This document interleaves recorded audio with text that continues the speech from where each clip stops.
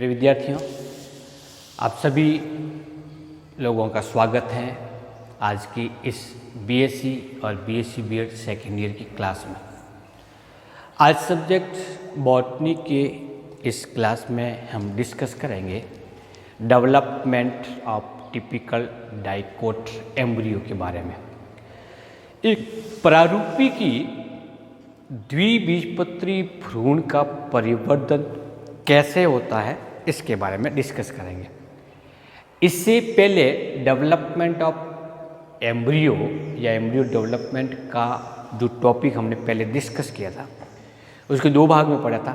एक भाग के अंतर्गत इसके नियम पढ़े थे कि एम्ब्रियोजेनेसिस के नियम क्या होते हैं, एम्ब्रियोजेनेसिस होता क्या है, और दूसरे भाग के अंतर्गत हमने डिस्कस किया था कि डाइकोट प्लांट्स में कुल कितने प्रकार के भ्रूणों का निर्माण होता है, एम्ब्रियो का होता है। तो टाइप्स ऑफ एम्ब्रियो ने डिस्कस किया था। वो टॉपिक पढ़ने के बाद में आज हम डिस्कस करेंगे कि सामान्यतः अधिकांश डाइकोट प्लांट में एम्ब्रियो का डेवलपमेंट किस प्रकार से होता है इसके बारे में डिस्कस करेंगे। और फिर नेक्स्ट क्लास के अंतर्गत हम डिस्कस करेंगे मोनोकोट प्लांट के अंतर्गत एम्ब्रियो का डेवलपमेंट किस प्रकार से होता है। तो आइए प्रारंभ करते हैं अपना आज का ये topic. Development of dicot embryo को कंप्लीट समझने के लिए डायग्राम के साथ साथ में इसकी पूरी वीडियो को आप जरूर देखें, जिससे कंप्लीट रूप से आपको समझ में आ जाता है। डाइकोट प्लांट्स में एम्ब्रियो का डेवलपमेंट का अध्ययन सबसे पहले वैज्ञानिक हैंस्टीन के द्वारा किया गया था। इन्होंने किस पादप में किया था? तो वैज्ञानिक क्या नाम था? हैंस्टीन।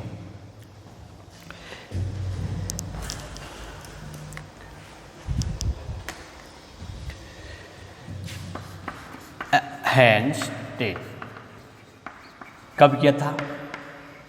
1870 में किया था। और प्लांट कौन सा लिया गया था? वो प्लांट था कैप्सेला। पूरा नाम क्या है इसका?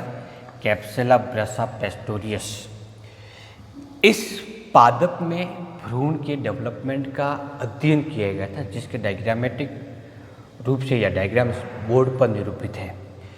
इस पादप में पाया जाने वाला जो एम्ब्रियो है वो कौन से प्रकार का, जो हमने 5 प्रकार का पढ़ा था, क्रूसीफेरी में पाया जाने वाला क्रूसीफेरोड प्रकार का, एस्ट्रोड प्रकार का, सोलेनोइड प्रकार का। तो इसमें कौन सा प्रकार का?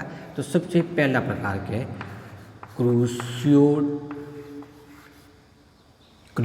प्रकार का या क्रूसीफेरोड प्रकार का, जो क्रूसीफेरी में पाया जाता है वैसा कैप्सुला के अंदर पाया जाता है।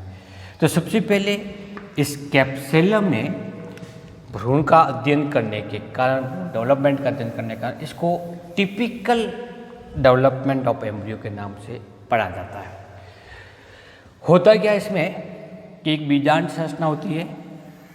सामान्य तौर पर बीजांड जो पाया जाता है वो कौन सा प्रकार का है? वो है ऑर्थोट्रोपस, एनाट्रोपस प्रकार का।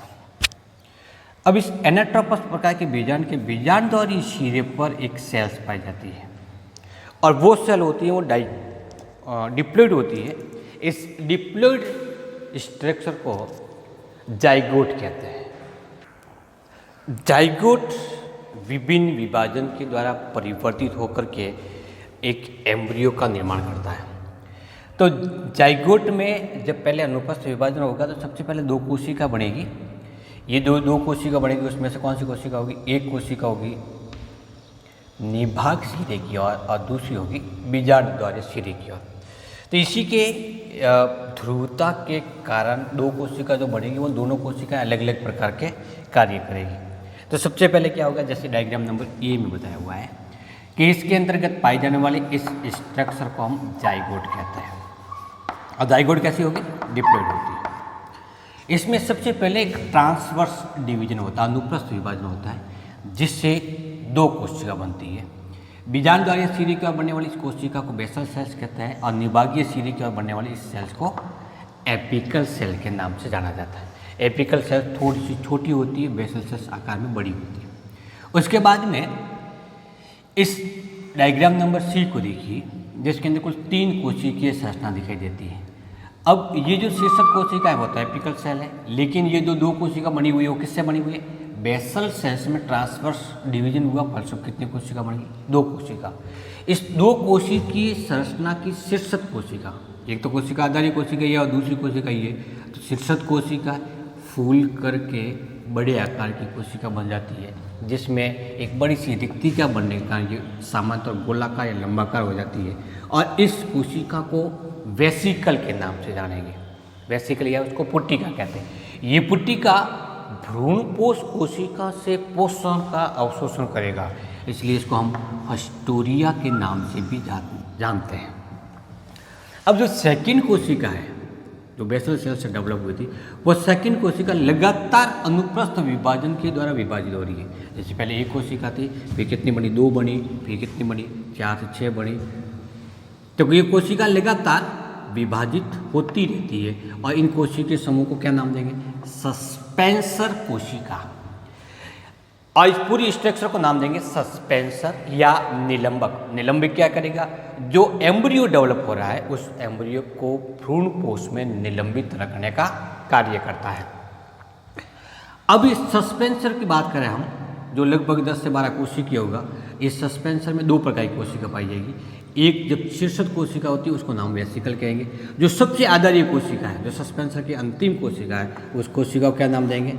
हाइपोफाइसिस देंगे। और ये हाइपोफाइसिस क्या कार्य करेगा? जब भ्रूण का निर्माण हो जाएगा, मूल का विकास होगा, तो उस मूल के अग्र भाग अथवा शीर्षक भाग का निर्माण करने का कार्य करता है। जैसे जैसे भ्रूणपोष की आवश्यकता होती है, भ्रूण को धकेलने की आवश्यकता होती है, वैसे वैसे सस्पेंसर की लंबाई बढ़ती जाती है। लेकिन ये लंबाई में वृद्धि केवल और केवल अनुप्रस्थ विभाजन द्वारा ही संपन्न होती है, जिसके फलस्वरूप एक कोशिका, फिर दूसरी कोशिका, तीसरी कोशिका, इस प्रकार से एकल कोशिका से निर्मित पंक्तिक संरचना का निर्माण होता है। नाम क्या कहेंगे उसको? सस्पेंसर कहेंगे, या फिर निलंबक के नाम से जाना जाता है। अब सेकेंड जो सेल थी वो एपिकल सेल थी। ये किसका निर्माण करेगा? भ्रूण का निर्माण करेगी, इसलिए इसको भ्रूणीय सेल भी कह सकते हैं। इसको सस्पेंसर का निर्माण करने का इसको सस्पेंसर सेल भी कहते हैं। ये क्या करेगी? सबसे पहले अनुदैर्ध्य विभाजन हुआ, उसके बाद में अनुप्रस्थ विभाजन हुआ, फलस्वरूप कितनी कोशिका बनी? कुल 4 कोशिका बनी। 2 कोशिका से 4 कोशिका। इस 4 कोशिका की संरचना को नाम देता है टेट्राड।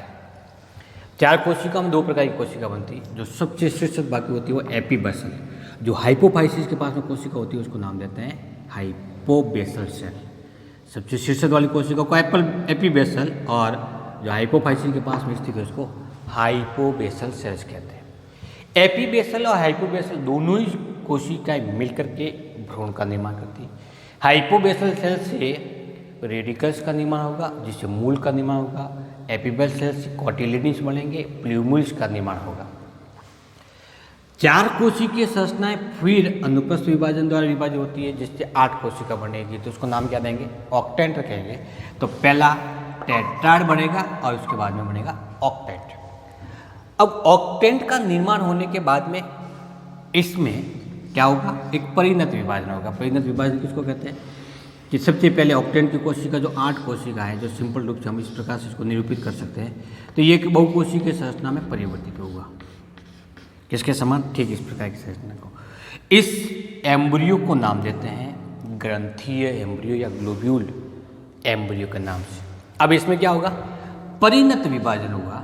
पेरिक्लाइनल डिवीजन होने के कारण 2 लेयर्स बनेगी, आउटर लेयर, इनर लेयर। जो आउटर लेयर बनी हुई है उसको नाम देते हैं डर्मेटोजन। क्या कहेंगे? डर्मेटोजन कहेंगे। जबकि जो इनर पार्ट की सेल्स है वो पुनः एक पेरिक्लाइनल डिवीजन के द्वारा डिवाइड होगी, फिर 2 लेयर बनाएगी, जिसको एक को हम प्लीरोम नाम देते हैं और दूसरी को पेरिप्लेमा नाम देते हैं। इस प्रकार से डर्मेटोजन, पेरिप्लेमा, प्लीरोम जैसी 3 संरचना का निर्माण होता है। इस ग्लोब्यूलर एम्ब्रियो के अंदर फिर और डिवाइडेशन होता है। क्या डिवीजन होता है? कि इसके शीर्षक बाकी कोशिका तो कम ग्रोथ करती है, ये ग्रोथ नहीं करेगी, लेकिन इसके पार्श्व की सेल्स होती है वो बहुत अधिक ग्रोथ करती है, जिसके फलस्वरूप 2 पालियाँ बनती है। एक पाली ये बनी और दूसरी पाली ये बनी। पालियों का निर्माण होने से या लोब्स बनने से भ्रूण हर्ट के समान दिखाई देता है, हृदयकार संरचना का दिखाई देता है। इसे हार्ट शेप्ड प्रो एम्ब्रियो के नाम से जाना जाता है। प्राग भ्रूण है, किसके समान है? हृदय के समान। इसी हृदय को कॉर्डेट हृदय के नाम से या कॉर्डेट एम्ब्रियो के नाम से भी जाना जाता है। अब आगे क्या होगा? आगे परिवर्तन ये होगा कि ये जो दो पालियां हैं, ये पालियां लगातार ग्रोथ करती है, फलस्वरूप कॉटिलेडन्स का निर्माण हुआ। इसके बीच वाली कोशिका है वो बीच के समूह का निर्माण कर देते हैं। ये कोशिका सस्पेंसर है और ये कोशिका वेसिकली है। भ्रूण का निर्माण बढ़ता जाएगा, वैसे वैसे वेसिकल्स है वो इसके अनुपात में कम होता जाएगा। अब ये कॉटिलेडन जिस जगह से जुड़ा हुआ है उसको नाम दिया जाता है एपिकोटाइल, और इसके आधार भाग उसको नाम देंगे हाइपोकोटाइल। हाइपोकोटाइल जस्ट हाइपोबेसल से डेवलप होगा। हाइपोकोटाइल क्षेत्र के अंतर्गत जो कोशिका का समूह होगा वो रेडिकल्स कहलाएगा। रेडिकल या मूलांकुर का निर्माण करेगा, जबकि दोनों बीज पत्रों के बीच में पाई जाने वाली इस शीर्ष कोशिका, शीर्ष संरचना के जस्ट नीचे वाली कोशिका होगी वो प्ल्यूम्यूल कहलाएगी या प्रांकुर कहलाएगी। प्रांकुर के ऊपरी भाग पर पाई जाने वाली इस संरचना को प्रांकुर चोल कहते हैं।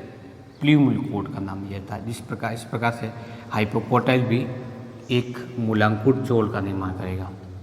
इस प्ल्यूम्यूल और रेडिकल के बीच में पाई जाने वाली इस काल्पनिक रेखा को भ्रूणीय अक्ष अथवा एम्ब्रियो एक्सिस के नाम देते हैं। इस प्रकार से बनी हुई एक स्ट्रक्चर को क्या नाम देंगे? एम्ब्रियो नाम देंगे।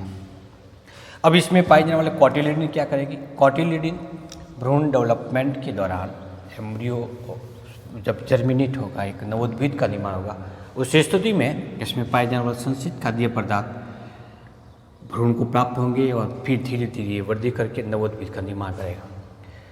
क्योंकि एम्ब्रियो सेक का आकार फिक्स होता है और इसके अंतर्गत सस्पेंसर की वृद्धि होने से एम्ब्रियो कॉटिलेडन या भ्रूण होता है वो धीरे धीरे वृद्धि करता रहता है। तो यहाँ तक ये पहुँच गया, ये स्ट्रक्चर अपनी ये दिख रही है। लेकिन जैसे और आगे एम्ब्रियो का डेवलपमेंट होता है तो डेवलपमेंट होने के बाद में ये जाएगा कहाँ? तो नीचे की ओर तो आगे नहीं बढ़ सकता, बल्कि फिर ये धीरे धीरे मुड़ करके ऊपरी ओर हो जाता है।